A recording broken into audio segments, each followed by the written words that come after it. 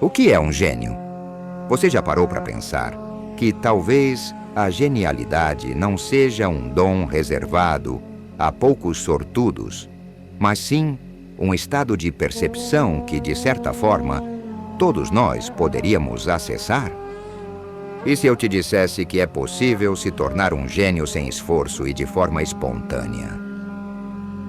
No episódio de hoje, nós vamos explorar uma ideia que conecta a filosofia de Arthur Schopenhauer com as experiências psicodélicas de Aldous Huxley. Capítulo 1. O gênio em Schopenhauer. Para começar, vamos entender o que é a genialidade. Segundo Schopenhauer, gênio é o sujeito cuja capacidade intelectual o permite captar as ideias eternas da natureza, o eterno face ao efêmero. Vamos traduzir isso. A gente costuma dizer que a única coisa que não muda é o fato de que tudo está constantemente mudando, certo?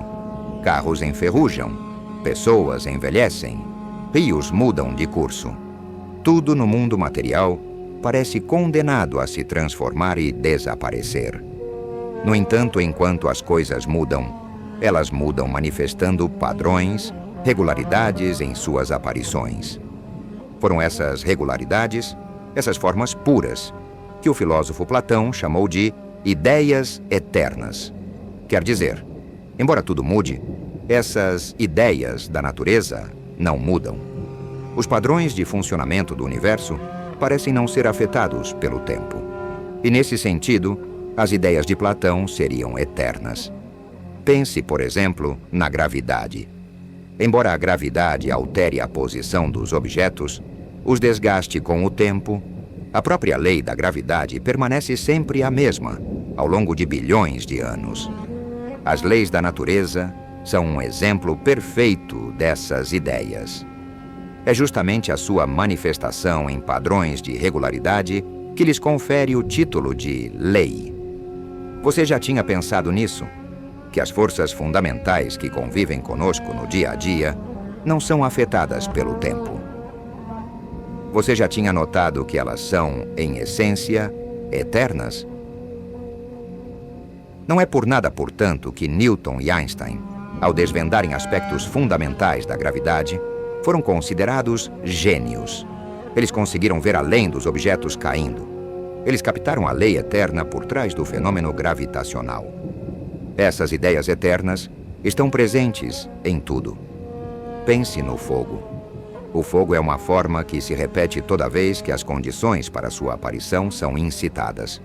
Combustível, oxigênio e calor.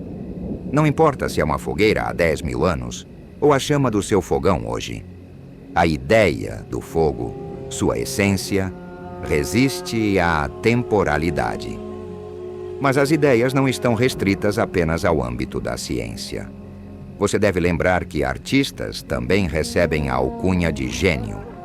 Isso porque, segundo Schopenhauer, um pintor genial conseguiria expressar em uma tela a ideia eterna de uma determinada paisagem. Ou seja, ao pintar, ele não copia a paisagem como ela é, com cada folha e cada galho. Isso seria o efêmero. Ele consegue distinguir aquilo que é passageiro e pintar apenas a essência, aquilo que é eterno naquela cena. E aqui vem o ponto-chave. Schopenhauer diz que o que chamamos de belo é justamente o momento em que a nossa consciência capta algo de eterno no efêmero. Aquela sensação de uau diante de uma obra de arte ou de uma paisagem deslumbrante é, para o filósofo, a nossa mente vislumbrando uma dessas ideias platônicas.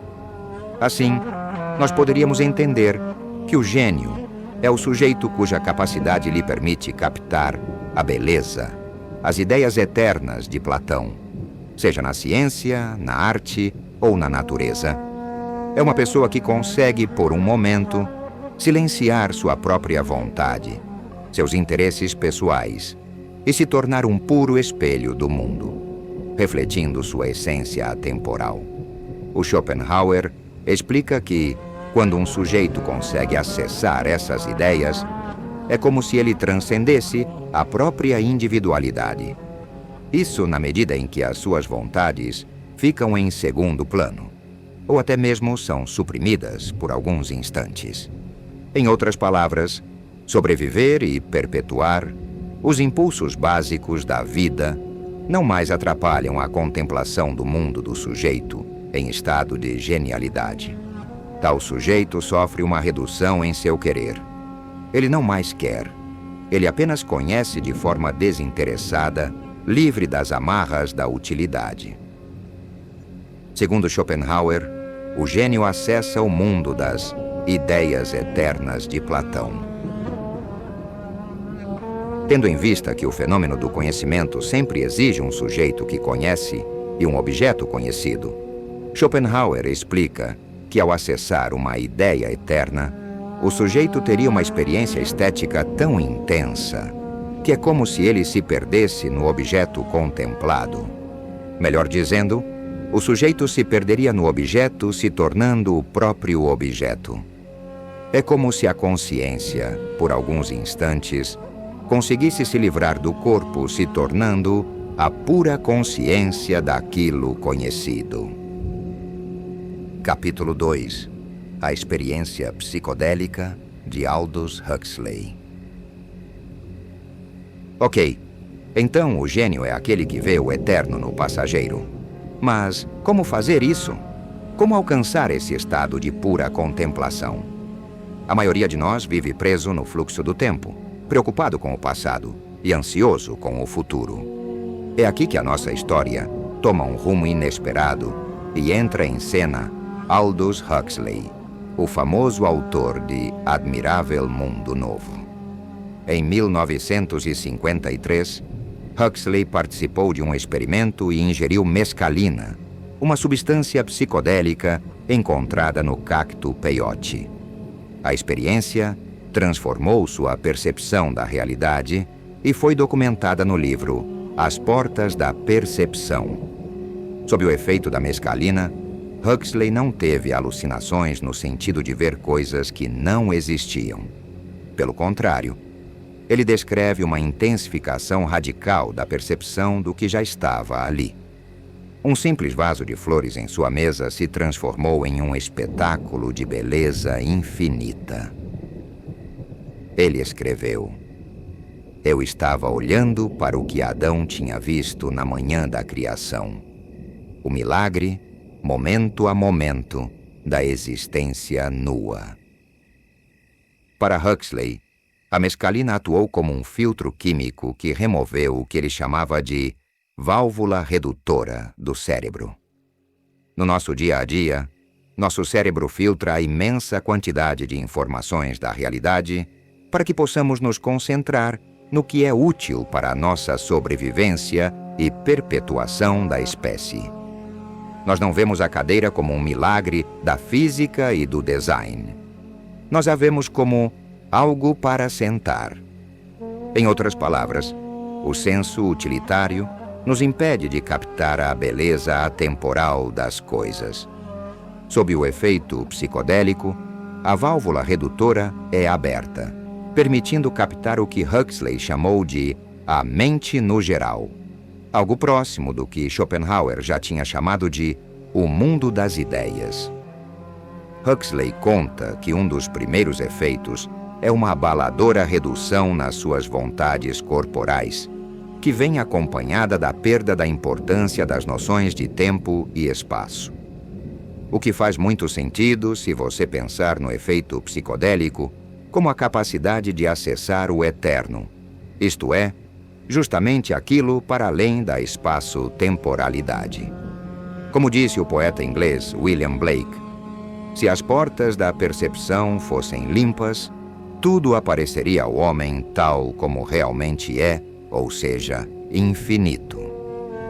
Aqui você pode pensar na coincidência entre os termos eterno e infinito, pois para que as coisas possam durar, ou seja, ter tempo, elas precisam ter um fim, donde surge a necessidade da utilidade, isto é, de preencher faltas, de preencher vazios. Afinal, se nossa percepção captasse o todo, se nossa percepção captasse tudo, nós não perceberíamos os espaços vazios, já que as energias do espaço vazio são justamente aquelas que não coincidem com nossa percepção. E é justamente por isso que o vazio parece invisível. Mas lembre que percepção não se limita aos olhos. A pele, que constitui todos os órgãos da sua biologia, é o nosso maior órgão perceptivo, que, por sua vez, também não consegue interagir com as baixas energias do espaço vazio, que talvez seja justamente onde surgem nossas necessidades energéticas como seres temporais e finitos. Enfim, voltando ao assunto principal, Huxley conta ser bastante assustador, a princípio, o efeito psicodélico, pois a vida biológica está imersa no senso de utilidade. Perder esse senso é relatado pelos psiconautas como algo próximo a uma experiência de morte, onde há uma espécie de supressão da individualidade. E este é o segundo efeito. A preocupação com o eu, com seus desejos e medos, se dissolve, fazendo restar a pura percepção do ser, uma comunhão com a existência das coisas em um eterno agora. Tudo passa a ser motivo de contemplação. As simples dobras da cortina se tornaram um labirinto de profunda beleza, uma composição de luzes e sombras digna de um mestre da pintura. Os vincos no tecido pareciam guardar ali mesmo os maiores segredos da existência.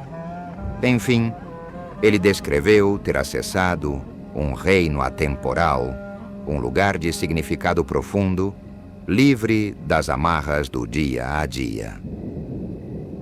Capítulo 3. A genialidade psicodélica. E agora vamos conectar os pontos. O que a definição de gênio de Schopenhauer tem a ver com a experiência psicodélica de Huxley? Bem, como você deve ter notado, tem tudo a ver.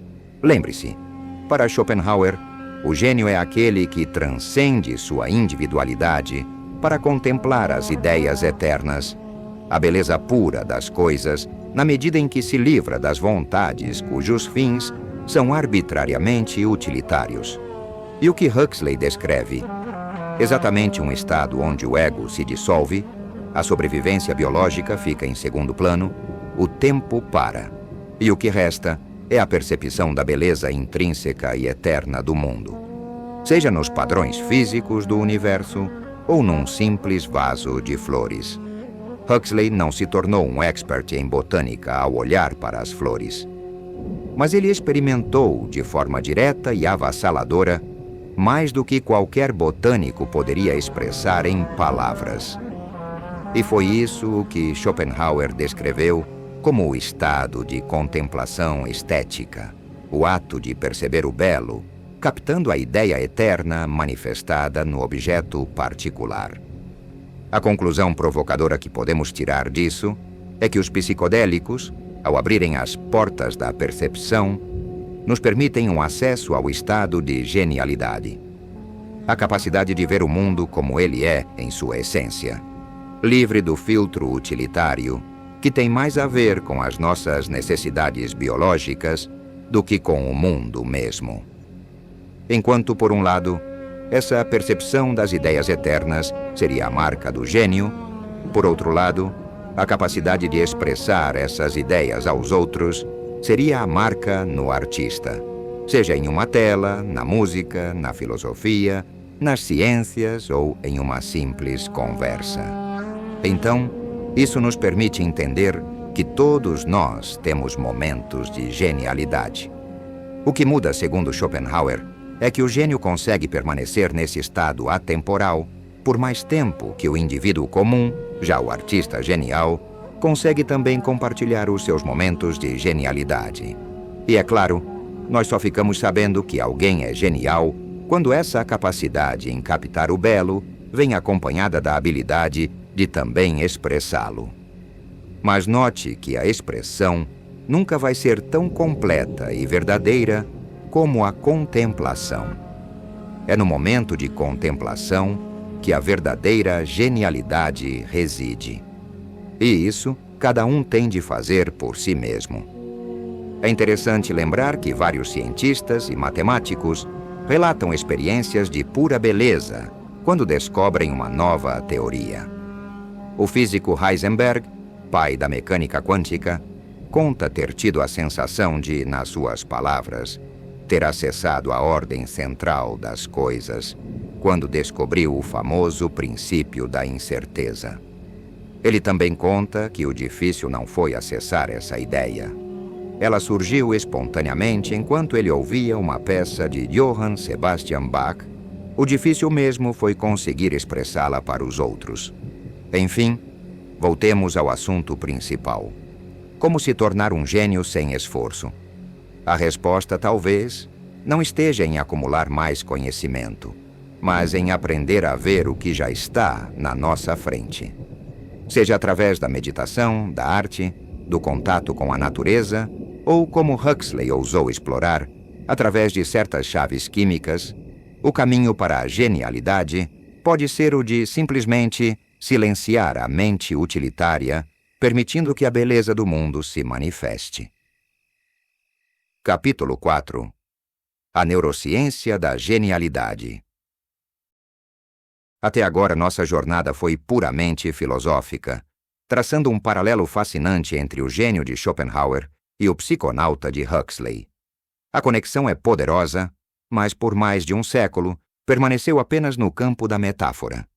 E se eu te dissesse que, hoje, podemos abrir o capô e olhar diretamente para os mecanismos cerebrais por trás desses estados alterados de consciência? Quer dizer, e se a neurociência tivesse descoberto o que acontece no cérebro do gênio e no cérebro do psiconauta? E se a ciência estivesse finalmente começando a mapear as portas da percepção? Cientistas identificaram uma rede cerebral crucial chamada rede de modo padrão, que por vezes eu vou chamar pela sigla RMP. Essa rede é frequentemente considerada o substrato neural do nosso eu narrativo, do nosso ego, ou seja, quando nossa mente está em estado comum. A RMP fica mais ativa quando estamos divagando, pensando sobre nós mesmos, remoendo o passado ou planejando o futuro. Em outras palavras, a RMP parece ser a base biológica por trás da válvula redutora de Huxley e do intelecto a serviço da vontade descrito por Schopenhauer. Ela é a voz na nossa cabeça que filtra o mundo em termos de utilidade. E aqui a ciência nos entrega a primeira grande revelação. O que acontece no cérebro de uma pessoa sob o efeito de psicodélicos como, por exemplo, cogumelos ou LSD? Estudos de neuroimagem mostram uma diminuição acentuada e consistente na atividade e na conectividade dentro da rede de modo padrão. Essa desintegração da RMP está fortemente correlacionada com a intensidade da experiência subjetiva da dissolução do ego. A filosofia se torna visível num scanner. O ego se aquieta, e sua base neural também. Mas isso nos leva a um paradoxo que desafia a visão de mundo predominante. Pois se a experiência, a consciência, surgisse do cérebro, menos atividade cerebral deveria implicar em menos experiência. Assim como uma experiência mental mais rica, tal como acontece com os psicodélicos, deveria corresponder a mais atividade cerebral. No entanto, os dados mostram o exato oposto. Uma explosão na riqueza da experiência, acompanhada de uma drástica redução na atividade cerebral. Como aponta o pesquisador Bernardo Kastrup, essa anomalia é perfeitamente consistente com o modelo do cérebro como um filtro. Se o cérebro é uma válvula redutora, como propôs Huxley, então uma menor atividade neural significa simplesmente um filtro menos restritivo, permitindo que mais da mente no geral, ou do mundo das ideias, chegue à nossa consciência. Ou seja, menos atividade no filtro significa mais realidade sendo captada.